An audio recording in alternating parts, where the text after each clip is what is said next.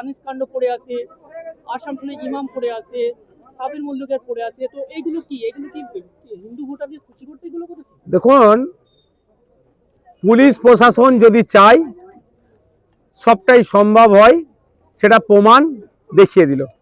হরগোবিন্দ দাস, চন্দন দাসের যারা খনি, তারা সর্বোচ্চ শাস্তি পাক, আমরা ডে ওয়ান থেকে বলে আসছি। কোনো রকমভাবে অরাজকতাকে আমরা প্রশ্রয় দেব না বলে আসছি। সাথে সাথে এটাও বলছি, আমি একটা ভিডিও দেখছিলাম, পরিবারের অভিযোগ যাদের যাবজ্জীবন শাস্তি পেয়েছে, অনেকের সমান নয়, যে তাদেরকে ফাঁসানো হয়েছে। তারা যদি মনে করে যে তাদের সাথে অন্যায় হয়েছে, সেই ন্যায় পাওয়ার জন্য তারা তার ঊর্ধ্বতন কোর্টে যেতে পারে, হাইকোর্ট যেতে পারে, সুপ্রিম কোর্ট যেতে পারে, সেখানে গিয়ে মামলা করতে পারে। প্রশ্ন এখানে আপনি যেটা করেছেন ভ্যালিড কোশ্চেন, এটা জনমানুষে ঘুরছে। প্র্যাকটিস বিক্রেতা আক্রান্ত হলো, মব লিঞ্চিং হলো, ভোরে ধরলো আর দুপুরে জামিন হয়ে গেল, সেখানে পুলিশের তৎপরতা নাই। 53 দিনের মধ্যে নাকি চার্জশিট দিয়েছে, ভালো কথা, আমি এটার পক্ষে। কিন্তু যারা আপনার দুর্গাপুরে যে কাণ্ডটা ঘটলো, ওখানে যারা খুন করতে উদ্যত হয়েছিল, তাদের 53 দিনে জেলে রাখা গেল না। আর একটা কথা, হাঁসখালিতে আমার ওই বোনটার ওপরে যারা নরকীয় অত্যাচার চালিয়ে যারা করলো, সেটা মমতা ব্যানার্জি প্রথমে লাভ অ্যাফেয়ার্স বলে চালিয়ে দিচ্ছিল, কিন্তু তার এতদিন টাইম লাগলো কেন? 2022-এ সেটা হয়েছে। সুতরাং মমতা ব্যানার্জির তিনি যদি চান, তিনি সরকারে আছেন, যে কোনো ম্যাটারকে স্পিড আপ করাতে পারবেন। আর তিনি না চাইলে আনিসও বিচার পাবে না, আবু সিদ্দিকও বিচার পাবে না, বিদ্যুৎ মণ্ডল এও কিন্তু হিন্দু ছেলে। হিন্দু মুসলমানের আমি বিতর্কে কোনোদিন করি না, কিন্তু আমি মনে করি নামগুলো, শিকারি মোরা আদিবাসী ছেলে, সাবির মল্লিক মুসলিম ছেলে, এরাও কিন্তু এখনো বিচার পায়নি। ইভেন গত 2.5 বছর আগে পুলিশ কাস্টাডিতে, বারুইপুর পুলিশ ডিস্ট্রিক্টের আন্ডারে পুলিশ কাস্টাডি, জেল কাস্টাডি মিলিয়ে এক সপ্তাহে 4 জন মুসলমান ছেলে মারা গিয়েছিল, মেরে দেওয়া হয়েছিল তাদেরকে, সেটাও কোনো এখনো পর্যন্ত বিচার পায়নি। তাই মমতা ব্যানার্জির দ্বিচারিতা বাংলার হিন্দু মুসলমান সবাই বুঝতে পারছে।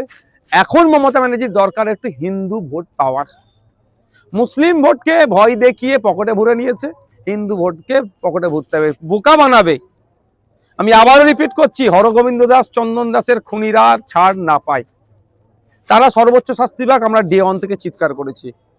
কিন্তু এই মুহূর্তে মমতা ব্যানার্জি এই পলিসিটা নিচ্ছে, হিন্দু ভোট, হিন্দু মন পেতে হবে। দুর্গাঙ্গন, জগন্নাথ ধাম, মহাকাল মন্দির, এইটাতে ব্যস্ত হয়ে গেছেন উনি।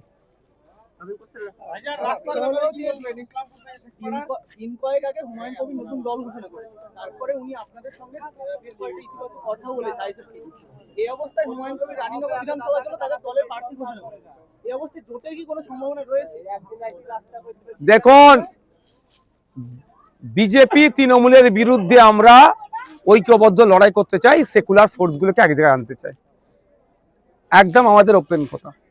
সেই জন্য আমরা কংগ্রেসকেও অ্যাপ্রোচ করছি, লেফট ফ্রন্টকেও অ্যাপ্রোচ করছি, আরো অনেক রাজনৈতিক সামাজিক সংগঠনকে অ্যাপ্রোচ করছি। এবার হচ্ছে নতুন দল 22 তারিখে তিনি খুলেছেন, 22 তারিখে খুললেন। আপনি রানীনগরের কথা বলছেন, একজনের ঘোষণা করেছে, 22 তারিখে দল খুলে একটা প্রার্থীর নাম ঘোষণা করেছিল, 23 তারিখে তিনি আবার পরিবর্তন করে দিলেন। তো আগামী দিনে রানীনগর থাকবে কি পরিবর্তন হয়ে যাবে, সেটা সময় সাপেক্ষ, সে বিতর্কে ঢুকবো না, তার দলের অভ্যন্তরীণ ব্যাপার। আমি এতটুকুই বলতে চাই, ভূমিষ্ঠ হয়েছে, একটু সড়গড় হতে দেন, কারণ 4 বছর ধরে যে লড়াইটা আমরা দিচ্ছি, উনি হচ্ছে 23, আজকে কত তারিখ, 25, 24, এই 2 দিন লড়াইটা দেওয়া শুরু করেছেন, একটু হাঁটুক না। জেলায় মুখ্যমন্ত্রী এসেছিল, তিনি আপনি যে রাস্তা ধরে গেছেন ইসলামপুর সেই রাস্তা সংস্কারের জন্য 40 কোটি টাকার একটা বরাদ্দ করেছে।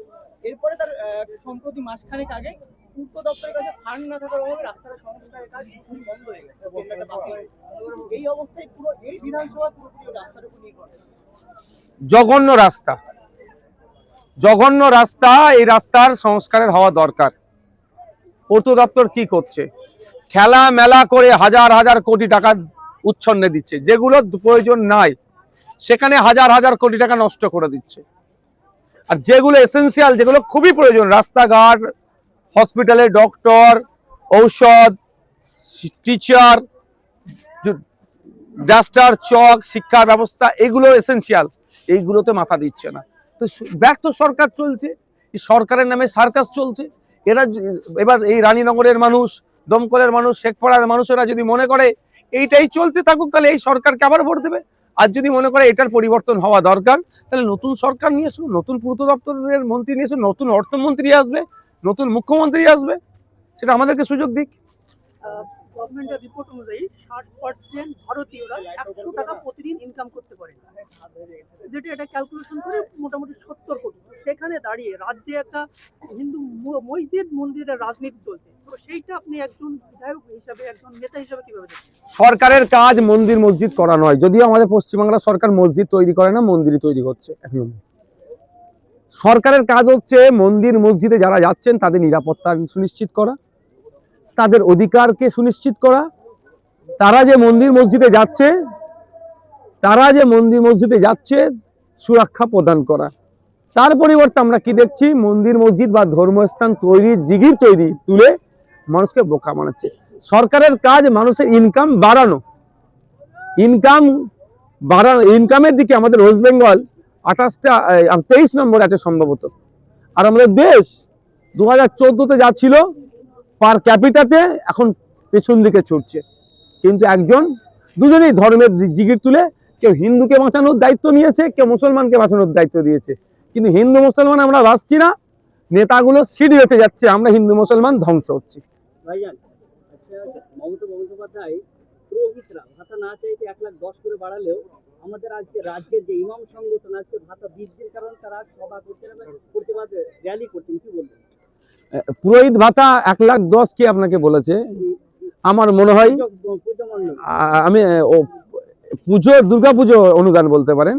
পুরোহিত ভাতা আমাদের সরকারে আছে, সেটা আপনার কালচারাল মিনিস্টারের আন্ডারে আছে। তো পুরোহিত ভাতাও আছে, ইমাম ভাতাও আছে। দেখুন একটা কথা বলি, আমি বলি অল্পতেই ইমামরা যদি সন্তুষ্ট হয়ে যায় কেন আর বাড়াবে? দিল্লি দেখুন 15,000 টাকার বেশি ইমাম ভাতা, তামিলনাড়ু দেখুন, কেরালা দেখুন, কর্ণাটকা দেখুন, মহারাষ্ট্র দেখুন 10-12,000 টাকা করে ইমাম ভাতা। আমি চাই এই যে ভাতা দিলে দিয়ার মতো দিক। আর একটা আপনাদের জানিয়ে রাখি, ইমামদেরকে মমতা ব্যানার্জি 2013-14 আশপাশে বলেছিলেন যে প্রত্যেকটা ইমামকে 3 কাঠা জায়গা দেওয়া হবে, তার পরিবারের ছেলে শিক্ষার দায়িত্ব মমতা ব্যানার্জি নেবে। কটা ইমাম জায়গা পেয়েছে, বাড়ি পেয়েছে? নাটক করছি। ইমাম সাহেবদেরকে বলবো, ওই 2,500 টাকা ভাতার জন্য যে সমাজকে যে পিছিয়ে নিয়ে যাচ্ছে, হিন্দু মুসলমান নির্বিশেষে আপনারা কথা বলবেন, আপনারা ন্যায়ের কথা বলবেন, সেটা নিয়ে মুখ খুলুন আপনারা। পরিযায়ী নিয়ে একটা আপনি যেটা তুললেন, পরিযায়ী শ্রমিকদের জন্য একটা প্রকল্প দরকার, শ্রমশ্রী। সেই প্রকল্পে দেখা যাচ্ছে জনপুর মহকুমার যেসব একেবারে ব্যাকওয়ার্ড এলাকাগুলো, সেগুলো ব্যাপক পরিমাণে রেজিস্ট্রেশনের সংখ্যা খুব কম। এখানে কি কোথাও তথ্য সংস্কৃতি দপ্তরের বা ওদের কোনো অভাব আছে? ব্যাপারটা দুটো তিনটে, যা নাম এন্ট্রি হচ্ছে ভ্যালিড নাম কি আগে চেক করুন তো। ক্যাগ ফ্যাগ যদি হয়ে যায় বুঝতে পারবেন কিভাবে দুর্নীতি হচ্ছে। প্রকৃত যারা পরিযায়ী শ্রমিক তারা না কাজ পাচ্ছে, না সহযোগিতা পাচ্ছে। 5,000 টাকা করে মাসে দেওয়ার না কত দেওয়ার কথা ছিল না? কটা পরিযায়ী শ্রমিক পেয়েছে? কটা পেয়েছে খোঁজ নিয়ে দেখুন। সব কাকে ধান খেয়ে পালাচ্ছে। Thank you.